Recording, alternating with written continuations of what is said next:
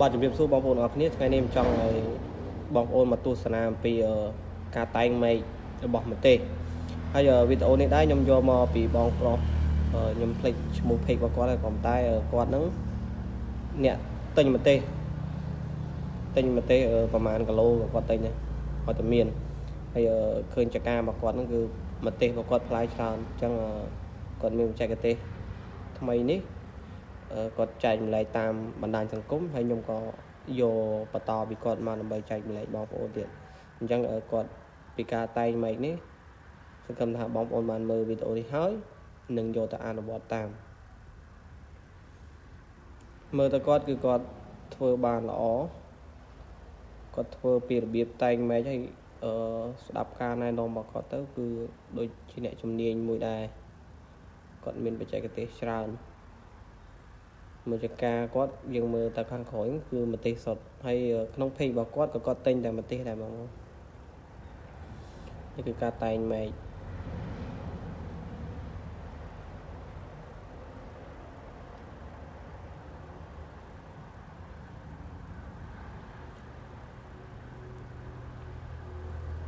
កសកម្មពាក់ព័ន្ធជាមួយនឹងបទពិសោធន៍នឹងក៏ជំនាញដែរបើកាលណាដែលយើងធ្វើអត់មានបទពិសោធន៍អត់មានជំនាញអត់បានដឹងពីរបៀបរបបខ្លះក៏យើងទទួលបានផលមិនសូវល្អដូចគេដែរដូច្នេះបើសិនជាស្រឡាញ់វិស័យកសកម្មត្រូវតែតាមដានឲ្យបានច្រើនពីចំណេះដឹងតាមរយៈវីដេអូថ្មីរបស់ការណែនាំរបស់កសិករក៏ដូចជាសិភៅណែនាំនានារបស់ក្រសួងឬក៏របស់អ្នកជំនាញណាយើងគួរតែអានព្រោះយើងចង់ស្វែងយល់អំពីកសិកម្មហើយឃើញគាត់តែងម៉េចគឺតំណងមកគាត់ដែរតែយើងមិនដឹងថាយ៉ាងម៉េចទេប៉ុន្តែគាត់ថាខ្ញុំមើលតាមរយៈ page របស់គាត់ហ្នឹងគឺឃើញចការប្រទេសគាត់ផ្លាយច្រើនមែនអញ្ចឹងហើយឥឡូវគាត់ចែកម្លែកនៅចំណេះដឹងនេះគឺគាត់ក្តិចត្រួយទៀតមិនធម្មតាសូម្បីតែត្រួយវាគាត់ក្តិចទៀតនេះបើបងប្អូនយើងមួយចំនួនគាត់គិតថាធ្វើយ៉ាងទៅវាខាតតែនេះបច្ចេកទេសរបស់គេគេថាអត់ខាតទេធ្វើយ៉ាងទៅដើម្បីបង្កើតទិន្នផល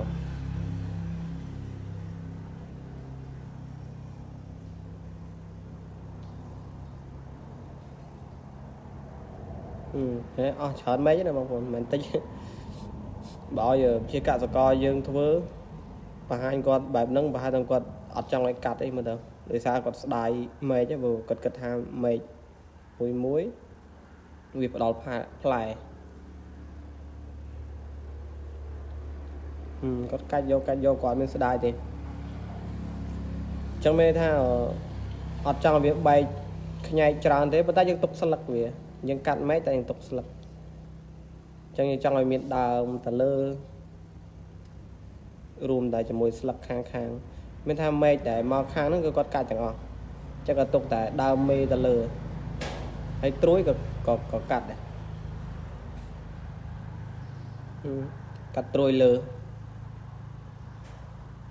ដើមនេះគាត់ធ្វើអញ្ចឹងទៀតអញ្ចឹងមានថាម៉េចសាំងម៉ាំងពីក្រោមហ្នឹងគឺគាត់កាច់គាត់ទុកប៉ុន្តែទុកស្លឹកអាស្លឹកវែងដែលបន្ទាប់ពីម៉េចហ្នឹងគាត់ទុកខ្ញុំមិនទាន់ដឹងថាវាល្អយ៉ាងណាដែរចាំមើលខ្ញុំបដោះឥឡូវកូនម្ទេសរៀបចំបដោះដែរអញ្ចឹងចាំមើលម្ទេសបដោះបានចាំនឹងយកអនុវត្តតាមតែយើងអាចសាក់លបងបានណាបងប្អូនយើងម្ទេសវាស្រួលដាំទេវាមានអីពិបាកទេអញ្ចឹងយើងដាំម្ដងគ្រាន់តែផ្លែម្ទេសមួយយើងអាចបានកូន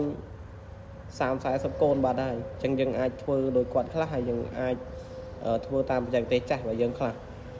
តើទិន្នផលវាដូចគ្នាអត់យើងចាំផលិតមើលវាអញ្ចឹងណាហើយបញ្ជាក់បងប្អូនម្ទេសយើងត្រូវតែដាំនៅ